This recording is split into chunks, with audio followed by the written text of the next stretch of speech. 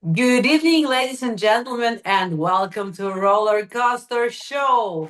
Tonight we have a very special event with Captain Gary Tabach, and I will ask Gary to introduce our wonderful guests.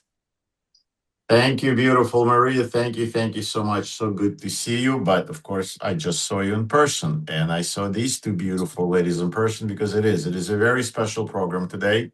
Not usual. We have like over 100 programs, but this one is a super special one because all four of us uh, just took part in a Black Sea Security Forum that is held in Odessa, in the beautiful city of Odessa.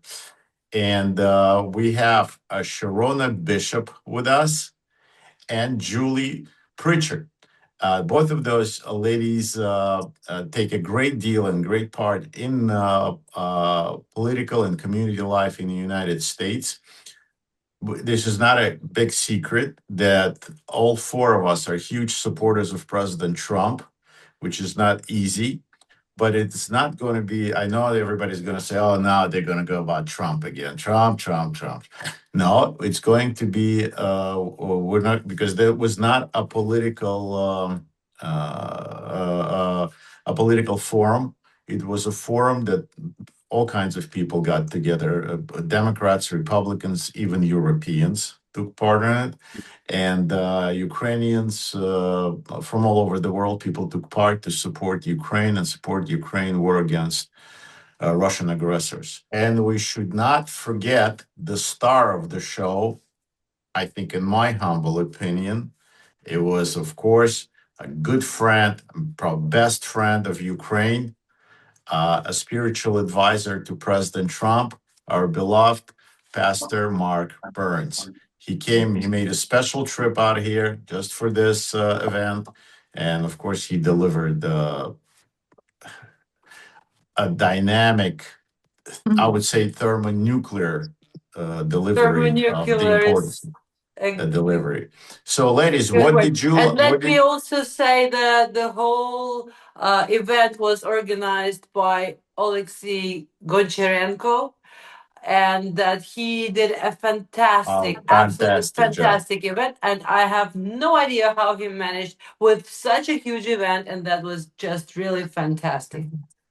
It was a huge job. He did every year. He does a better and better job, and he brings people together. Even those of us who were not friends, let's say back home, we had the picture. We had a focus on Ukraine, and we're very. Yeah, I think Julie has trouble with the video there. Her I know. I'm studio, taking it. her studio is not. Oh, there you are. There you go. So what, ladies, it was your first time in Ukraine, it was your first time in Odessa. And what's the impression? What did you take out of it? I, What did you like? What did you thought was not that great? right out the gate, I want to agree with you on what a star Alexei Goncharenko is. A tremendous host, able to work with everyone and all sides of everything. He's so contagious. That was a joy. That was an absolute joy to see so much hope and optimism. I would say coming into this, I really didn't.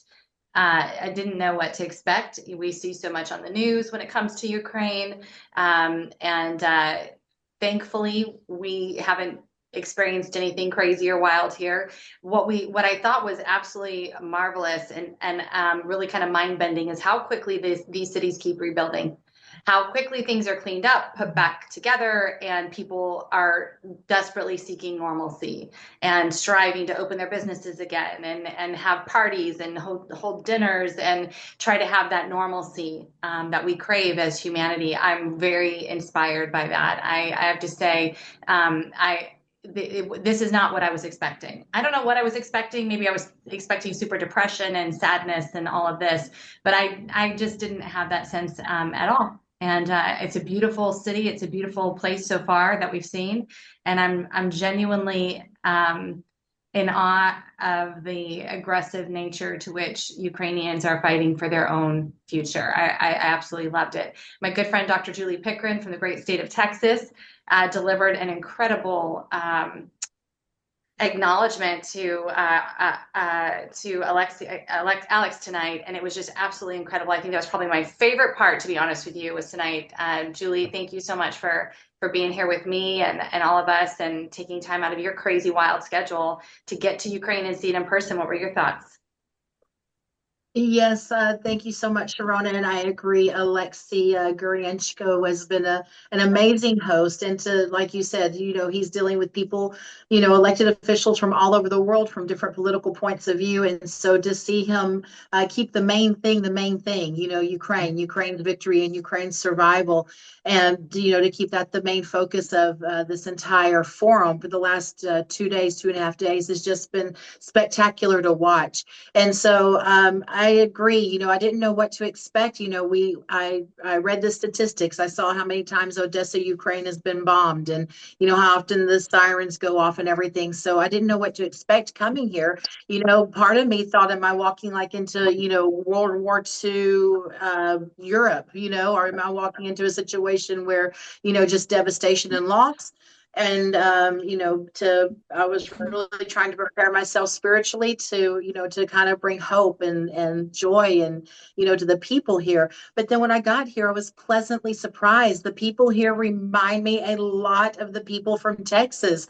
They're just so resilient, and the strength and the courage and the resilience of the people here in Odessa, it's really incredible. This is considered an active war zone. It's bombed regularly since we've been here. I can't tell you how many times I've heard the air raid sirens go off, in the last 2.5 days. But yet still, I watched a wedding. I watched a bride and groom coming out of a church earlier today. So I watched, the family celebrating with covenant with God and wedding, a marriage. And then yesterday there were high school graduations. So seeing these young kids that are just still living in this war zone, but still so excited about their future, their family celebrating with them and having graduation ceremonies. So just the resilience of the people, I'm telling you, reminds me so much of the people at home in Texas, just the strength and the courage and the hope and the resiliency here. It's just amazing. And then, we had the wonderful opportunity to visit a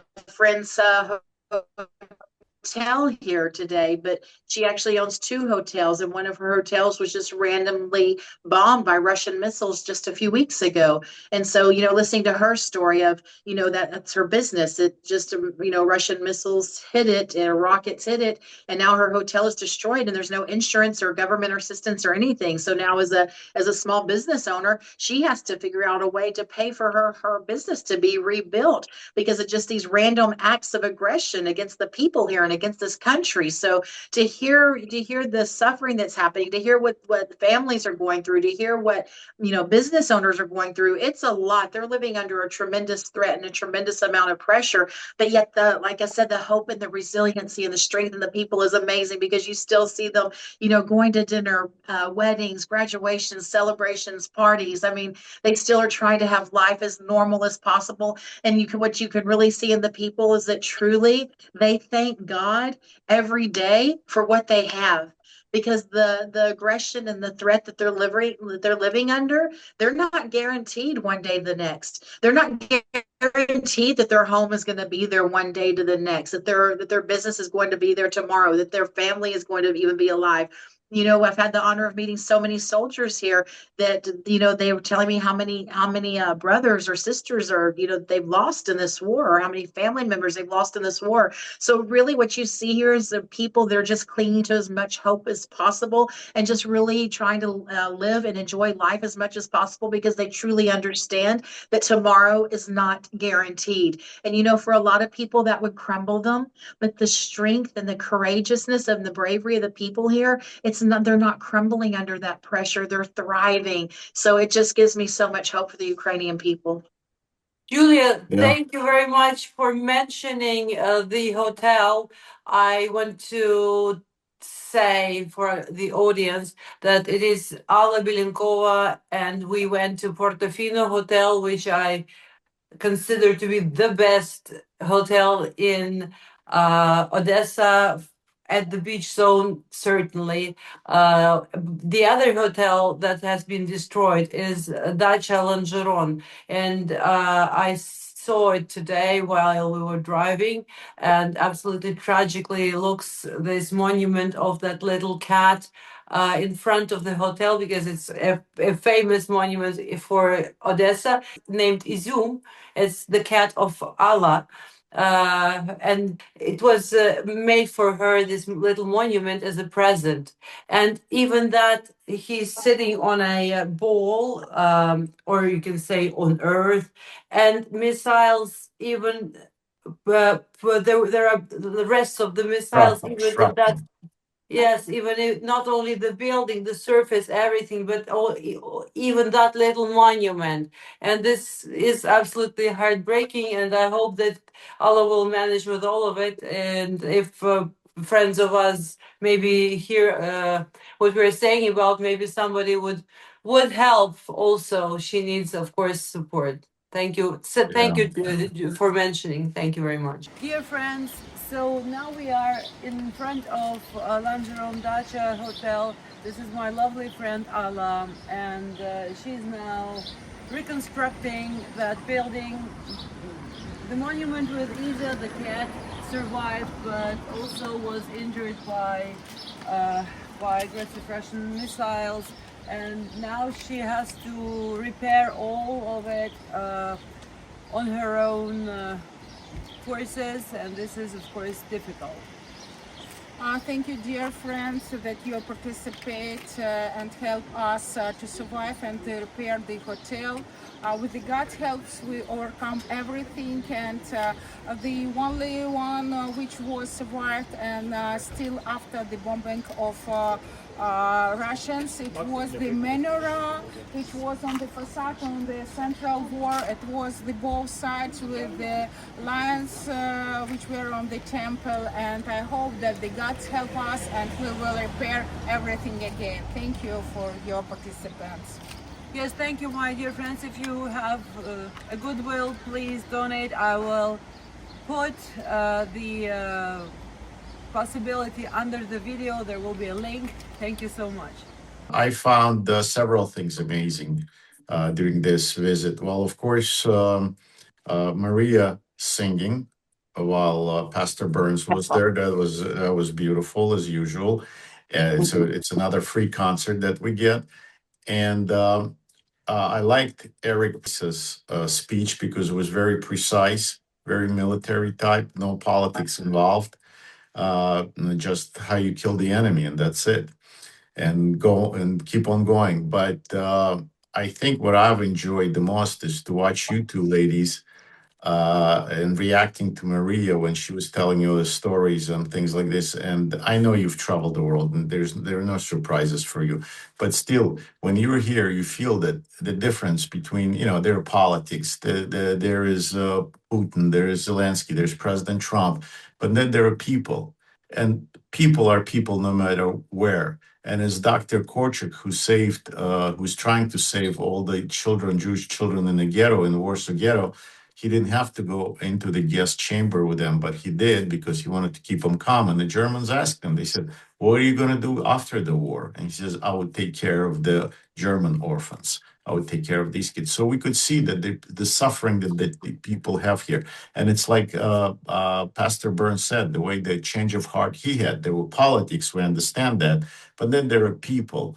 There are people who are suffering a great deal, and our ancestors suffered as well. And nobody came to rescue them, and nobody came to help. But we're Americans. We do come. We're an American cavalry. We'll come and we'll help people in need. We'll help people that are prosecuted. And as a Jew, I can say that it's a very Christian thing to do. Very Christian thing to do on your part. And of course, another thing is, I think that we've learned when we interacted with Israeli ambassador, and all the propaganda now and all the hate and accusation towards Israel now, how he was very calm and he was very friendly, and he was saying, no, we're natural allies. All this will pass. All this will go away. We're natural allies against Iran, against Russia, against all those tyrants that are trying to destroy the free world. And Ukraine will be a free world. The people here really deserve to have that. So I enjoyed watching your interaction with the Israeli ambassador, who was laughing and he was very happy here. As a matter of fact, his son was very badly wounded in Gaza and barely survived. So he knows what war is. He knows what the cost of war, which is. And what did you think about your interaction with the Shah, the Pahlavi, the Shah of Iran? What did you think? What he said? What he was upset about? I think I would say, at least for our brief interaction, first of all, it's unbelievable to be standing there talking to potentially the future president of Iran, one of the most antagonistic countries, previously in the whole world, and right now, of course, at the center of all of the chaos and the political upheaval in America. There's, obviously a lot of frustration with people who do not want to go to war with Iran and don't understand the situation. I would say I would have been in that camp as well. And I think listening to him explain, we don't understand all the connections. We don't understand, as it's been explained today, that the drones that are dropping on Ukraine are coming from Iran. We're not understanding the missiles that are being built in Iran moved to Russia to put extra equipment on them to drop on Ukraine. We just don't know that stuff in the States. We really don't. We don't have great trusted news sources. And so to be able to come in person and talk with those who have intimate knowledge, they have firsthand account information of what's going on, is so incredibly important and really valuable to me personally. And I want to convey that to those when I come out of here. This is what is happening. We don't need to listen to MSM or chaos media.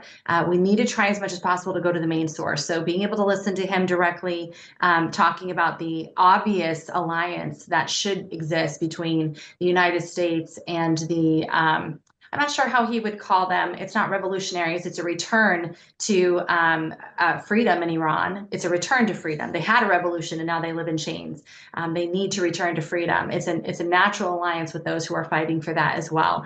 I don't think, in America, we talk so much about, well, the campaign wasn't rolled out properly. They need to do a better job promoting and marketing. We hear all the time about Russia's propaganda in America. And I think that these things that really are important and are critical, they deserve to have a little bit more energy and effort put on them to help the American people understand what's really going on. When the 40,000 were massacred the night that the war really began in Iran, that was told to, I care, I'm paying attention. And within just a couple of days, that was sold to a lot of us as fake. That was propaganda, that 40,000 people were not killed. And then chaos ensued, and then the numbers were really only this or really only that. And by the end of it, you have no idea what is true. So again, being able to be here in person and, Captain Tabach, you inviting us to be here to experience this personally, to talk to people directly, to get a better grasp on the reality of the situation is really important, because it is dramatically affecting Americans. We're paying billions of dollars to each cause. We should know what's happening. So I was, the true account is really helpful. And I think America should feel really good about the position that we're in right now. I do. I think part of the pressure that the Western world can bring is to demand one very important element that is missing in the so-called negotiation. The people of Iran are not represented at these negotiations. 40,000 Iranians have not died for the Strait of Hormuz or for a nuclear deal.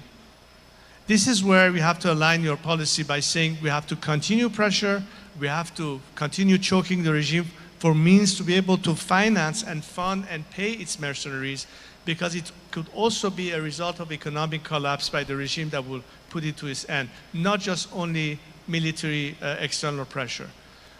But the best way to avoid having to commit boots on the ground by foreign forces is to help the Iranian people play that role, provided that you give them that added support. So we need aerial cover, we need internet connectivity, we need some means of giving the people the means to actually take the next step and internally bring the regime to its knees. Also, what's important is consistency in messaging, not confusion.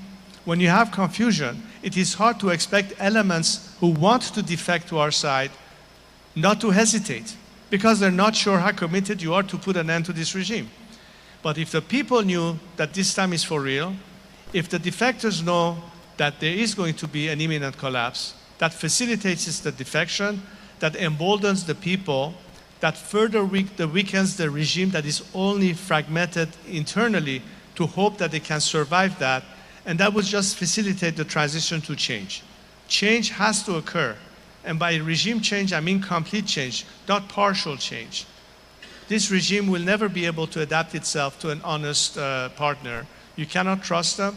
The only thing that you can trust is a people that once liberated will be truly committed with the same values and the same ideals that the free world espouse. That's what needs to happen. I also want to thank Captain Gary for doing so much effort and so successful I wouldn't be able to do it without you. You're my partner. in inviting stars and wonderful guests and beautiful ladies that are today with us on the show, and also Mark Burns, Pastor Mark Burns. All these people came to Ukraine because of you. Thank you so much. I wouldn't be able to do it without you. You are my partner in Thank all those crimes. you. Thank you, you lady. so much, Captain. I We was, appreciate it. go ahead, Julie. Yeah, I'm sorry. Go ahead, Julie. Yeah. Well, I was gonna comment a little bit about Prince Reza, because I've had the opportunity to have a couple of meetings with him prior to today in Ukraine. And so one of the things that I really appreciate about Prince Reza is, we hosted him in Texas about a month ago, and at CPAC, and he gave a speech at CPAC. Well, when you're in Texas, of course, we love Israel, we love freedom, we're strong people, we're courageous, brave people. So when someone comes to speak in Texas, you're speaking to the cheerleaders. As we say in Texas, you're preaching to the choir. So it's a little bit easier in your speech because the reception is so warm when you're talking about a return to freedom, a return to faith, a return to family. Texas is going to cheer you on in mass. And so it's a little easier speech to make. And what I really like about Prince Reza is that you can tell he's a man of integrity, because even when he's here in Ukraine, when he's talking, he's saying the same message for Ukraine, the same message for his people, what he wants for his people, and that he wants to finish the job that started, right? You can't just trade one evil regime for another evil regime. We have to see real change in Ukraine, and we're so in Iran, and we're so invested right now in Iran. And so just seeing his consistency shows his integrity. And really, when he speaks, whether in Texas or in Ukraine or in DC or in Florida, wherever he's speaking, you feel the love that he has for his people. He genuinely cares about the Iranian people and loves his people and wants what's best for them. I was also impressed the way he was, the honesty that he projected when he was saying, all these Israelis get killed. All these Israelis get killed. There are no protests. The whole world is like saying, okay, well, they get. He says 40,000 Iranians get. He says just last week, he said 40 people young people got executed. And he says he was in Europe and he was talking about it. And I asked him, why don't we know about it? Why isn't this on the news? And he's like, I have no idea. It just doesn't make the news. It just doesn't get to the news. And he was, he almost like said leftist, he almost said that if it were about the Palestinian issue, oh my God, in Europe and the United States on campuses, free Palestine, what, free from who? From God, from terrorists. That's what it should be freed from. That's what Israelis are doing. So we can see how it's in somebody's interest and the interests that are being paid for. And volunteers like us who are doing it, we're not getting paid for any of this. We're just doing it because we think that's the right thing to do. That's to be on the right side of history. So I was very impressed the way he was very, very honest about it, like how media is not doing their job, is not performing to do what they're paid to do, if doctors would act like that, or lawyers would act like that, or teachers, or military or police officers, we would be fired. We would be sued. So I like the way he said that. And of course, I also want to mention what Julie and Sherronna brought to here is that they awarded a flag that was flown over U.S. Congress and was flown, Julie, correct me if I'm wrong, over the capital of Texas. Two flags with That's right. certificates, Capital. and It was a presented gift. them to Yes, it was a gift parliamentarians. from the governor of Texas. The governor of Texas, who we all love. That governor of Texas is really great guy. People should look up what he does and how he does it. And I think that parliamentarian Goncharenko was very, very moved. And I presented him with a K-bar, with a Marine combat knife, because he's such a fighter. In the European Union, he fights. In our Congress, he fights, and he demands things for Ukraine. And I thought it was a great touch when he invited President Trump to sit in a royal palace, in a royal imperial, what do you call that in a theater? The imperial, yeah, the imperial seat in the theater. Balcony, Mhm. in an imperial balcony. I thought that was, Yeah, The that was emperor, incredible. huh? he called it the Russian, it was the Russian emperor's box. It was a Russian emperor's box, but he says, we're not going to have a Russian emperor there anymore, but we will welcome American president. Yes, I thought it was a very good touch. So all in all, I think it was a very successful event, and I think we, as they call it here, Trumpists, we can go back now and tell our clan, our buddies, that they're human people here. They're kids, old people. They're suffering. We as Americans cannot ignore it. We as Americans are responsible to put the end to this bloody war. I have And a that's question. I have a question to Julie. You had an opportunity to speak directly to a lot of people, and as you probably saw yourself, that they are mostly fluent in English and intelligent people. But still, we were talking about the problem of media, that partly or totally you mentioned that some of them are brainwashed by the media, by the leftist media. So my question is, how do you how do you look at the whole picture? What do people recognize? Do they understand what the United States are about generally, or they have a slightly different opinion about what's going really on? And the other thing, because I suppose you will not be very happy or very pleased with what you've seen. What are the ways to bring the truth into the Ukrainian media? How would you suggest to solve this problem? Well, Maria, that was a lot of questions in one. So I'm gonna kind of tackle this from a little bit different angles. Okay, so yes, I had the honor of speaking with many of your legislators, your leaders, your political commentators, your intelligence community. I have talked to so many wonderful men and women here who are serving this country well. But what became abundantly obvious is that there's this group think that's happening here, which when I see this, you hear kind of the same talking points among leaders, among people, where this group think takes over, is that I started asking questions about your media. I started asking, how do you have balanced media? Who is your conservative news? Who is your more left-leaning news? And what I found out was that you don't really have a difference of opinion on what's being reported to the people as far as like mainstream media. The mainstream media, tends to lean more to the left and tends to, be more anti-President Trump and anti-the Trump administration. And I think I heard that on my people, because even, when I was listening in the forum, I was listening to the former defense secretary or defense minister for Germany. And so, just the anti-Trump rhetoric the anti-American rhetoric coming out of her mouth was so shocking to me, because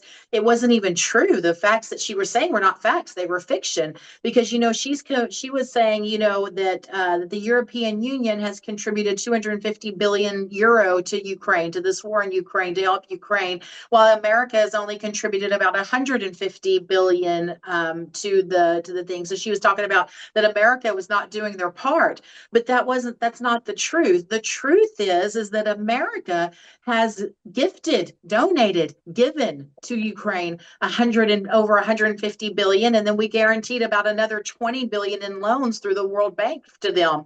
Whereas Europe is giving a lot of money, but when you look at individual countries like Germany, I mean, this is the former minister of defense for Germany, and she's talking about the European numbers, but Germany has only contributed about 90 billion to the Ukrainian war. And throughout Europe, from the European Union to Germany to France to Great Britain and all these countries, you can't compare what America has done to what Europe has done, because the bulk of what Europe is doing in the individual countries and as the European Union, it's being structured as loans with Ukraine's natural assets, with what you have in your country as equity securing against these loans. So when I look at the country that's gifting me over $150 billion, saying, here, take this, we'll give you these munitions, we'll give you these weapons, we'll give you the javelins, we'll give you all these missiles, we'll give you these rockets, we'll give you all of this, we'll give you this equipment and helmets and PPE, all of this equipment, over $150 billion, and we're going to gift it to you. And then you have another country that says, oh, we're going to set aside 200 billion or 250 billion, as the European Union has in a collective between the countries, but we're going to loan you the money and you're going to guarantee it with your natural resources. Who's the better friend? Who's the greater ally to the Ukraine? Well, when I look at it, I think the greater ally to the Ukraine is the United States of America, who's gifting this to you, donating it to you, and just saying, here's over $150 billion from the United States of America. Here, take it. We're going to help you with your freedom. We're going to help you fight Putin and help you fight Russia. And we don't expect anything in return. This is a gift from us. Whereas the other side, not so much. But I mean, I'm thankful that Europe helps Ukraine. But it's a very irritating as an American, and knowing that government does not make money, that this is the tax dollars of the American people that's going to Ukraine as a gift. It's just very annoying as an American to hear Europe being so critical of America, when we could have structured our money like a loan also. There was nothing to stop America from doing that, and to saying, Ukraine, you have to use your mineral rights. Ukraine, you have to use your oil and gas. Ukraine, you have to use these natural resources to guarantee these loans, right? We could have done the same thing. But we didn't, because we love freedom and we have such a big heart as Americans, and we're so generous to the entire world. There's no other country as generous as America to the entire world for many, many decades since the conception of America. And so that it's annoying in that sense to hear other countries being critical of the gifts that America gives. And then also, through these other countries, America's spending a lot of money even in these other countries for military and defense. So even when these other countries are saying, oh, we're going to loan the Ukraine, these millions or billions of dollars, whatever it is, at the same time, America is subsidizing their military defense. So the criticism of America has to stop, because it's not founded on anything other than someone's bias against American. And the only thing that's founded on is an anti-American bias. Okay. So when I hear these different world leaders criticizing Americans, saying we're not doing enough, check your bias at the door, because the facts are real. You can say your fiction, you can spew your anti-American viewpoint all you want, but don't present it as fact, because the facts prove that America is the most generous country, and the American people are the most giving and generous people on the face of this earth, and we have been for decades. You're absolutely right. And we personally, and all my team and all my friends, were endlessly grateful to the American people, and of course to the president, of course to President Trump for supporting Ukraine. And I'm grateful that you came, wonderful, beautiful ladies. And by the way, Julia, I think you are probably one of the highest guests from America Ukraine ever had. Elected, yes, elected guest. Well, I do have the honor of being elected to state office in the great state of Texas. So yes, that is my honor of serving the great state of Texas in elected office. But another thing I was thinking about, Maria, was I'm thinking about the course of history of what's happened in this region, and I'm thinking about what a great president Donald J. Trump is, and what a friend to Ukraine he is. I know sometimes it doesn't feel like it because he demands a certain level of respect, but it's respect for him, but it's respect for the office of the president of the United States. It's respect of the leader of the free world.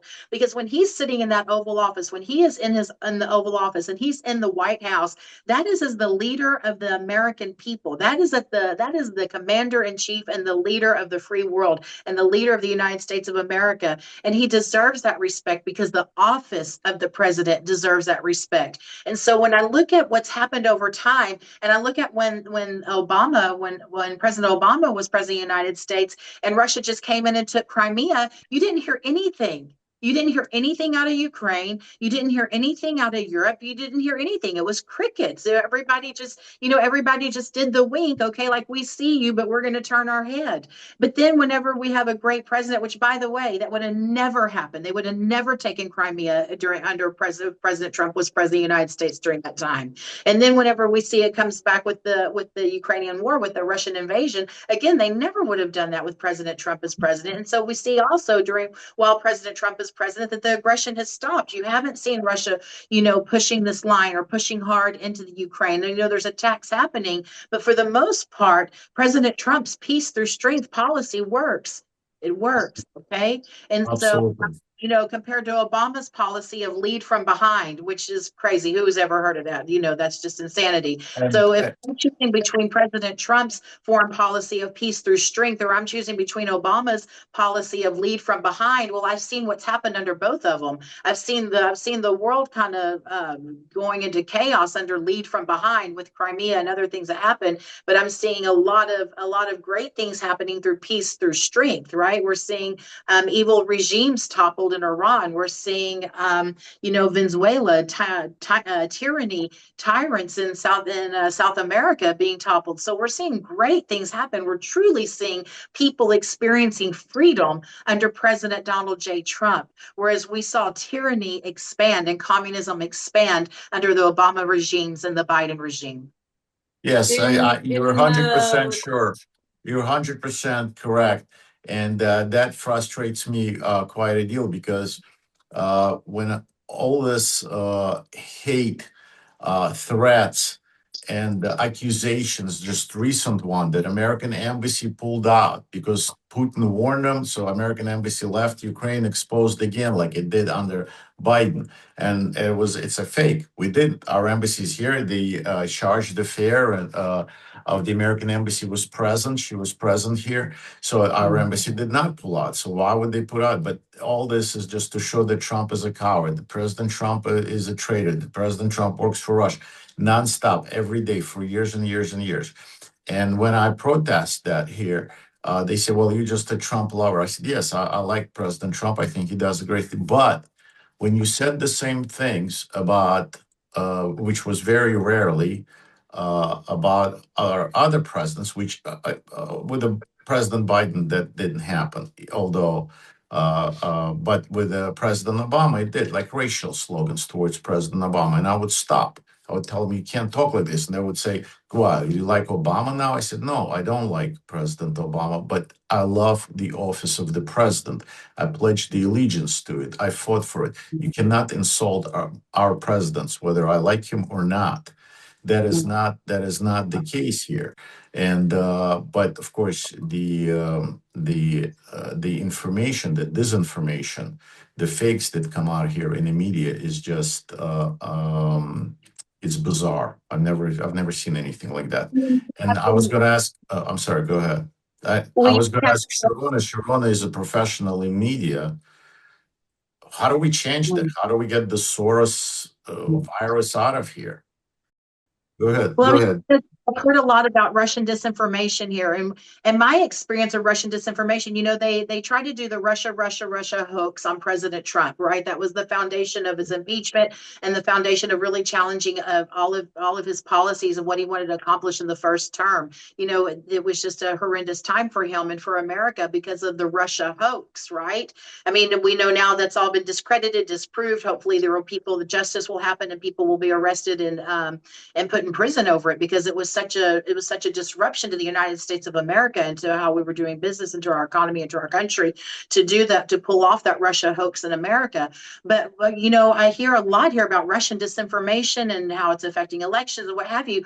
But it's not how they're saying it. The reality of how it's happening is not really how it's being portrayed, because the narrative that the left is trying to spin is that the Russian disinformation, the Russian hoax, and the Russian disinformation is in favor of President Trump and in favor of his initiatives and in favor of his agenda. And that is not the truth. The truth is that the Russian disinformation is happening to propagate communism throughout the world. It's happening to propagate, to promote and propagate the spread of tyranny and the spread of communism. I promise you, the Russian disinformation is not helping the president and not helping conservatives and not helping Christianity. The Russian disinformation is not spreading freedom and have an America First agenda and have a peace through strength agenda. It's the opposite. The Russian disinformation is the propaganda against the president, and it's the propaganda in mainstream media against conservative values and against families and against parents' rights and against traditional marriage and against Western civilization. That is the Russian propaganda. So, in the Russian disinformation. So, yes, it's happening, but it's not happening how it's been told to us. It's actually happening in reverse, in the opposite manner. Absolutely. You were comparing the attitude of President Obama and President Trump. I thought about the moment basically Trump got in office as the 45th president. On the State Department, there was a mention that United States will never recognize Crimea. Yes, there's a Because it was declaration. an invasion and an annexion. And I thought that about Obama, you could say that was, as you blinked with your eyes, something like Crimea River. That was Yes. something, those you say words about Crimea River when you mean that you are not Right. really involved. Yeah. If you guys don't mind, if we can kind of go back to the event for just a moment, because there's some key points that I think are really important, regardless of what the rhetoric is on the outside. A lot of it's a belief system. People are choosing what they're watching. They're watching 60-second reels of nonsense, or we're having a hard time finding accurate news sources, like I explained earlier, knowing who is telling the actual truth. That is a problem. It's a real challenge.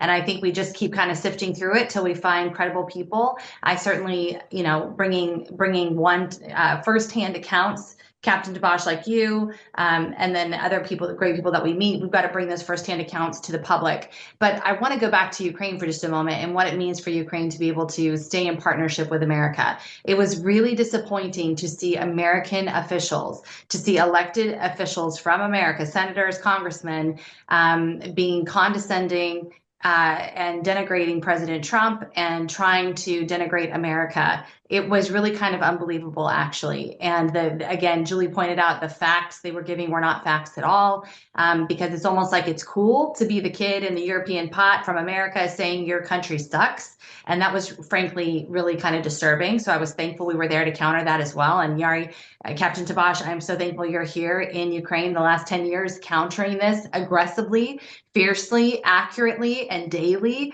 It's a grind. It's an absolute grind. But there are two realities I don't think we can ignore in order to establish to keep the partnership with America and Ukraine going. And that is number one, an ambassador does need to be present in Ukraine. There needs to be American representation in Ukraine. And right now, Ambassador Julie Davis is prepared to leave in about a month. A lot of the team there has also disintegrated and has moved on and moved out.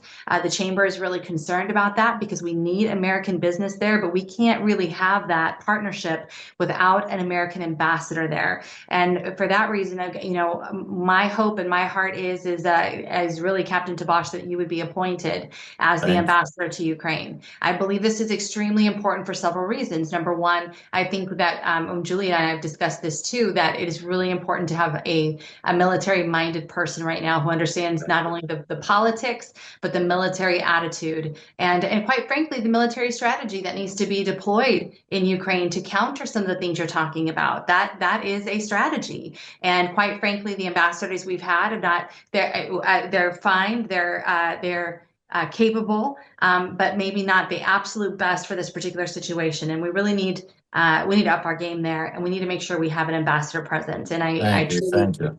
I'm not flattering you. You know that. No, I think Maria put you up to it, but thank you so much. Yes, well, it's essential. You're essential there, Captain Tabach. Well, I agree with you. I'm not gonna disagree, let's say, but I was stationed in Russia 3 times. I was twice at the embassy in Moscow, U.S. Embassy, and one time I represented NATO in Moscow. So, and of course, I speak the language. And things like that. So yeah, I understand probably a little bit more than about the subject than an average person of what's going on and where a lot of problems lie. And there are a lot of problems lie with Ukraine too, and with with our society, with our government, with the Europeans, with Ukrainians. It's not just the Russians. It wasn't just the Hitler. There were a lot of collaborators. There were a lot of problems. Stalin invited Hitler, to start World War II. But there are problems that we need to work out. There are problems that we need to explain to both sides. Sometimes it's a blessing. Sometimes it's a curse when you understand both sides, but you can't explain it to one side what the other one means. Mm-hmm. In that tone, I would also just offer that enforcement of President Trump's Reconstruction Agreement is absolutely mandatory for the success of Ukraine. And just to go back to the narrative that President Trump hasn't done enough, that we've somehow abandoned Ukraine, this structure that DFC and President Trump's administrations with Scott Bessent, this structure that they put together to elevate Ukraine, to empower them to develop what they want for their country, while having the power and the force and the financial prosperity of American business people in the Ukraine, providing the U.S. providing the war insurance for these companies, providing the financing and funding, providing the resources and the contacts, because that's definitely the hardest part in a foreign country, is figuring out who the heck do I call when something goes wrong. This structure that was put together to help to rebuild Ukraine, not next year, not after the war is over, right now, this agreement needs to be honored by the Zelensky administration. It needs to be honored. Part of doing this agreement is to help to weed out a lot of the bureaucracy and quite frankly, the frailties of a swollen government. We'll just put it that way. There's a lot of things that go on that shouldn't go on. We have to convince and explain to the Ukrainians, a doctor cannot help a patient if a patient doesn't want to be cured, if the patient refuses treatment. President Trump, especially if the patient disagrees with the diagnosis, especially when the patient says, I have something else, not what you're curing me from. Right, that I have a cancer that's killing me, and President Trump is saying, "Listen, I can help, but I'm not God. If you don't want to help, I can't help you. If you're going to resist." So we see other countries that collaborated with President Trump and the administration, and they prosper from it right now. It's already, we can see that already, how even Venezuela is already prospering. Israel, we can see that. Armenia, Azerbaijan, now Kazakhstan and Georgia is already. We've met with the Georgian opposition today too. That they were talking. They were counting on President Trump to help them out. So they're willing to collaborate with him. Yes, it is. We can And only we have the, also Russian opposition, Olga Kurnosova, who yes. adores President Trump and hopes that there will be also collaboration and help to finally change the regime in Russia. I think we need to see that people are people, and yes, there's a lot of corruption scandals here in Ukraine, especially at the top. People that were close to President Zelensky.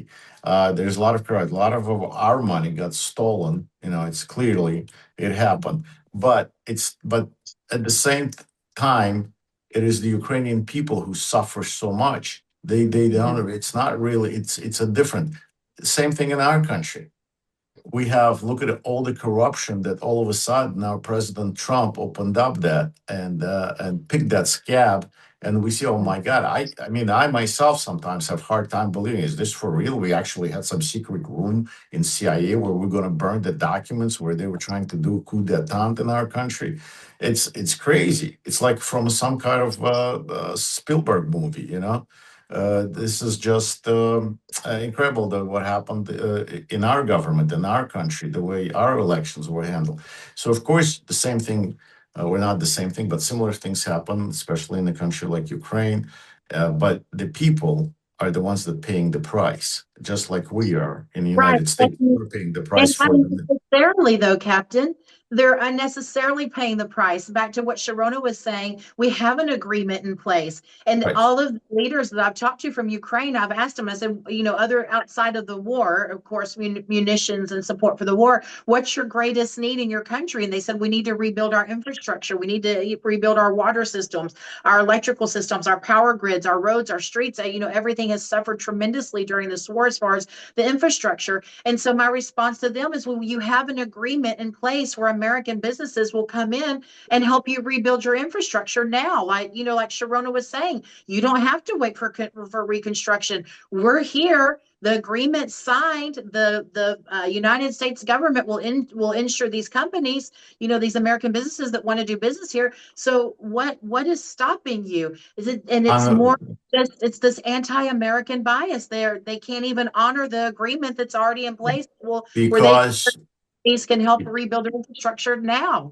Because unfortunately, there's still a lot of Soviet residue here, and the media convinced a lot of people here that Americans are coming to steal all the riches, and that's it. They're just going to take it from us, and telling them, no, we're going to invest in you. We're not going to take it. We're going to invest. We're going to give, and you're just going to be partners with us.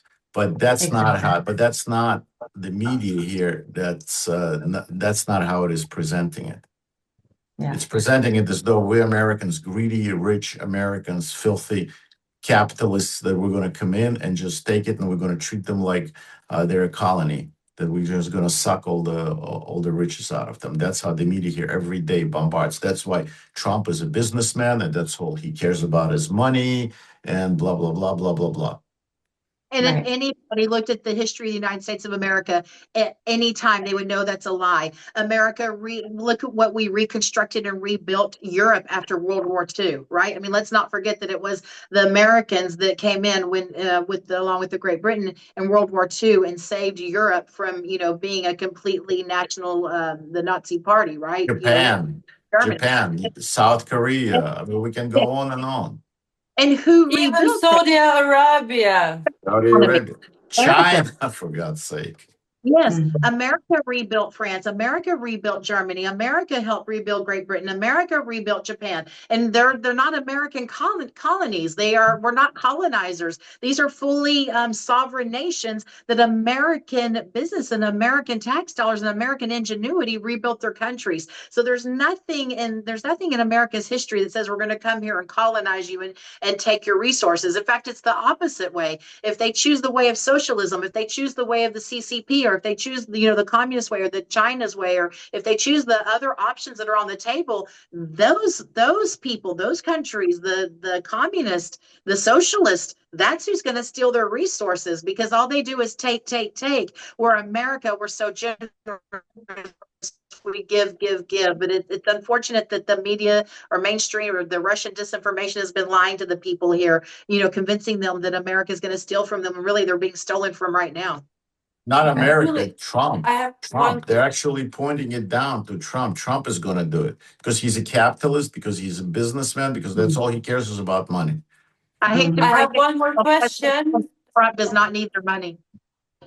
What do you think? Propaganda works. Is there a possibility for Ukraine to be on that level of ally as Israel with the United States, to become military partners? I mean, Well, there's a lot of trust between Israel, because Israel is the greatest democracy in the Middle East, okay? And Israel walks in a lot of integrity. So I think that you have to consider a lot of things into a factor of why there is such a strong bond between Israel and America. And we have to go back to the founding of America to understand that bond, because in the founding of America, George Washington, his army, the Continental Army, the American Revolution, they were out of money. They were out of everything. They were out of supplies. The British were tracking George Washington's army in the snow because they didn't even have shoes and socks, and their feet were bleeding. And they were tracking the red blood in the snow. And that's how the British army was going to overtake them. And literally it was Israel. It was an Israeli financier, Haim Solomon, that, gave the war chest of gold to America, that paid for our supplies and our munitions for the Continental Army, for George Washington's army, the Revolutionary War, for us to go on and win that war. So Israel has been with America literally from the very beginning of America, from the United States of America. So there's that bond, just that they were there helping us in the beginning. But then also there's been this level of trust between America and Israel too. When you come back into 1949 and the wars that happened, when America stood with Israel, when Israel was reclaiming their right to be a nation, America then stood with Israel also when they were at the beginning of their nation, the Hebrew people, the Jewish people taking their land back, their God-given land back. We stood with them then. And then we saw President Donald J. Trump move the U.S. Embassy to Jerusalem to recognize Jerusalem as the capital of Israel. So there's been this back and forth for 250 years of America and the United States supporting each other. So it's a very long history between our countries. But also what we see with Israel is that there's a lot of integrity there in their government. Their elections are secure. The way they operate, the way they do business. We don't see the level of corruption in Israel that we've seen in Ukraine in the past. In Ukraine, on the corruption index of countries, I think they're like number 4 from the bottom. So there's a lot of things that has to happen here with Ukraine to establish that level of trust with America. Number one, the Ukrainian government needs full transparency with their people. It's not just about being transparent with the United States of America. The Ukrainian people deserve full transparency with their government. They deserve full transparency on, where is all this money going? If you're talking about now in euros, to put it in context for Ukrainians, you're talking about 450, 500 billion euros between America and Europe that's come into this country. The people of Ukraine, they deserve to know, okay, where did that money go? What was it spent on? How is it being planned out for the reconstruction? How is it being planned out to serve? You have a lot of wounded veterans here. What's being planned for their future? And right now, when I look at the Ukrainian leadership that's in place right now, I don't see the level of transparency from their people to breed the trust.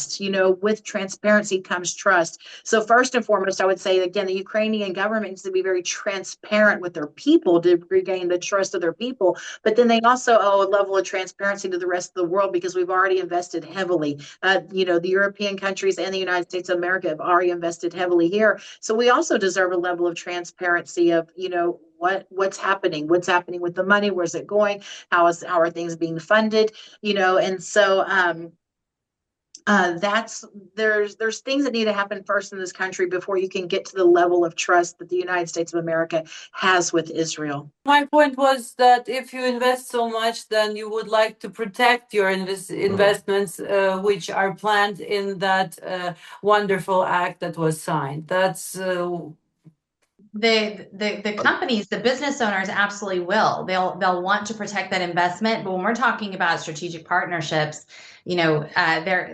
I'm not sure if we polled Americans right now. I guess there was a poll. Only 19% of Americans think we should be supporting Ukraine right now. That isn't because of the Ukrainian people. It's because of the obvious the relationship with Zelensky and with President Trump and the forward face of Zelensky. That's where I see that coming from. I don't think that has to do with Russian propaganda. I certainly didn't make up my mind based off that. I was watching Zelensky. I'm watching the leader of the country to see how he's handling the situation, because we're given a lot of blood, sweat, tears, and equity here too as well. So there's a reasonableness that's there that is kind of being ignored.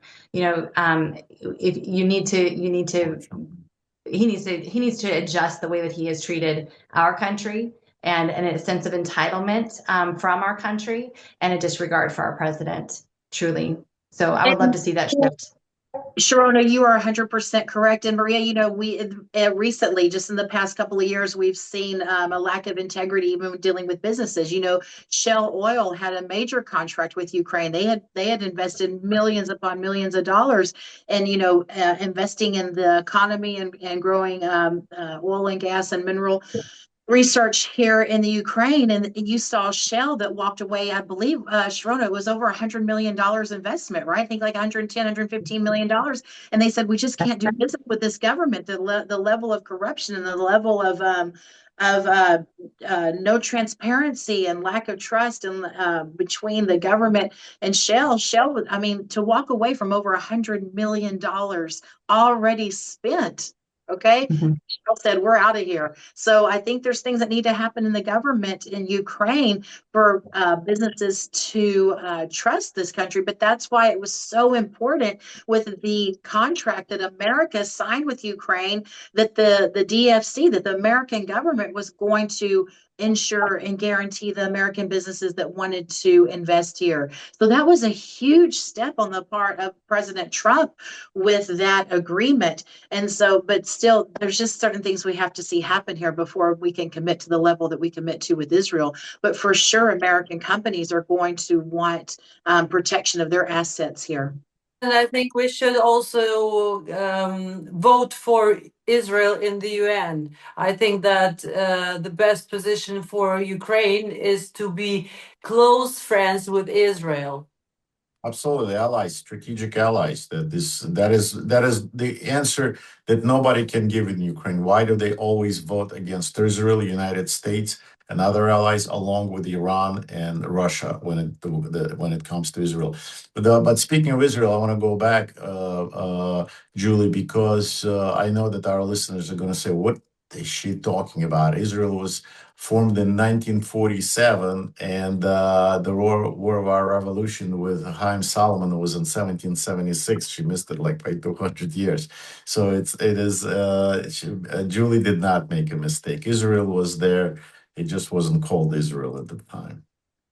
That's right. That is correct. The nation of Israel has been around. If you open up any historical documents since the beginning of time, certainly the Word of God, certainly the Israel has been around since the very beginning of time. The Hebrew people, the Jewish people have been around since the beginning of time. Bible is a pretty good document.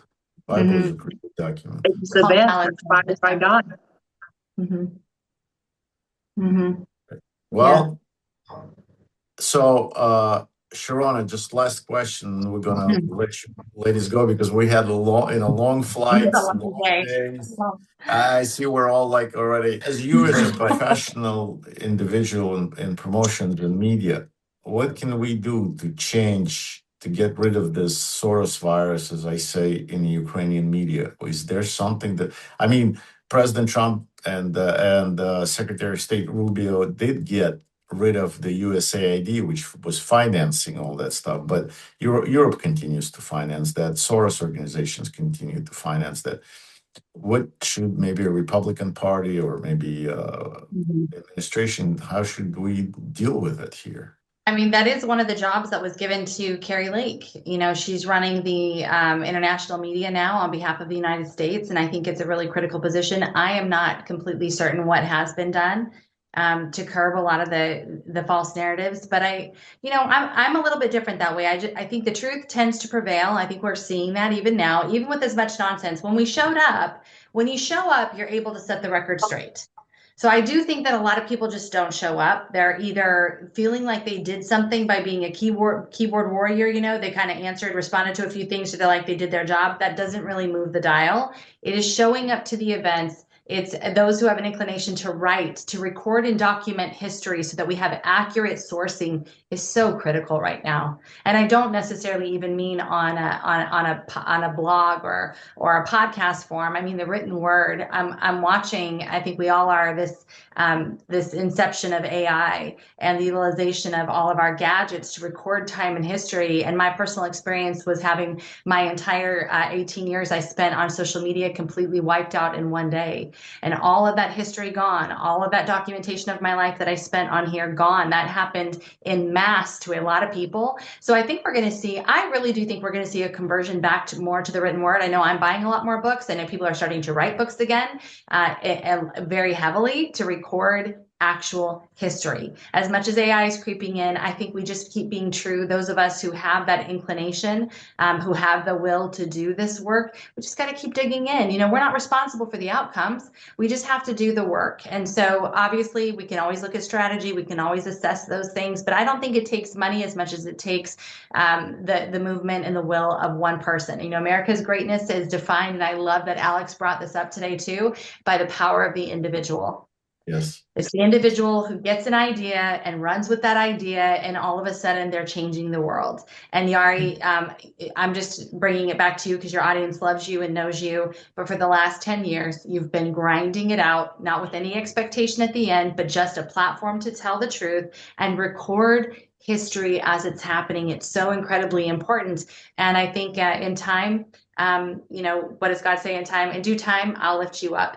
And God wants the truth out there also, right? He wants the truth out there. So we need to be willing. Maria, you've done that. Maria, your story is just absolutely devastating and heartbreaking. And yet here you are making a decision every day to show up, to set the record straight and to document history through your beautiful gift and through your child. And that's the way that we win. That's ultimately how it will happen, is people have to keep going. That poem, Do It Anyway. I don't know if you guys recall that poem. There's a great poem called Do It Anyway, and it basically goes through all the things we do in life and all the things that can happen and go wrong when we're doing these things. But at the end, it's do it anyway, because at the end of our lives, we weren't doing it for the masses. We were doing it for our Creator anyway. And so we've just got to stay faithful to the things God's given us to do. And I believe that sets the balance straight. I had no intention of being in Ukraine in May of 2026 and being a part of a historical event. I had no intention of doing that, but I'm sure Julie did not either.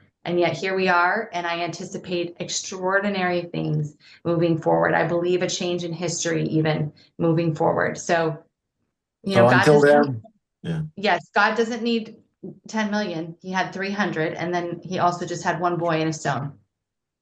So, Maria, until then, you and I will continue to be lone soldiers at this front, fighting it out.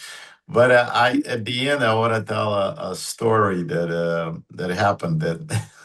It's funny actually. So, of course, Pastor Burns, he's a magnet, and everybody's around him, and everybody's trying to elbow themselves and take a selfie with him, and it's understandable. It's very.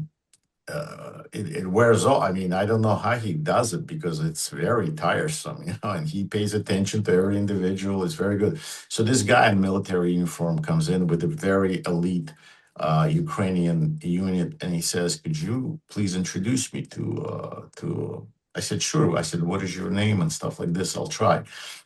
And he said, with a heavy British accent, he's a Brit. He's not Ukrainian. He says to me, "Well, don't you remember me? We got into a big fight." I said, "We did." I said, "Well, I'm sure I won the fight, because if I would have lost it, I would have remembered you and I would have came back." So he says, "Yeah, we got in a fight because you was like Trump, Trump, Trump." And, I said, "Wait a minute, you were like, usually I get into a fight in this country only over one thing, is President Trump." So I said, so you got into a fight with me, and now you want me to introduce you to his spiritual advisor. Why would you want to meet this guy? He says, come on, man, I'm a politician. I'm like, okay, at least you're honest. At least you're honest. And now we're friends. And that's what people like you and Pastor Burns and Maria, and I guess me too, part of your team, I'm very proud of. That's what we do. We make friends. We turn people around. We show them the other side of it, that it's not all that bad, that President Trump is not evil and he's not surrounded by evil people like Pastor Burns, who really, really feels for Ukraine and for pain that the people experience here. Yet, how is he related to Ukraine?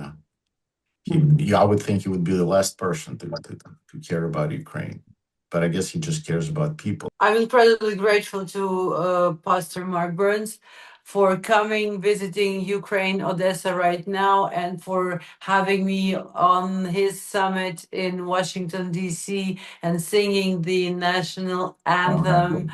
It was really the main issue in my life, maybe I would say like that. I think And he was very imminent inviting you in this December to do the same thing in Mar-a-Lago. he's So trying to do it. You're right.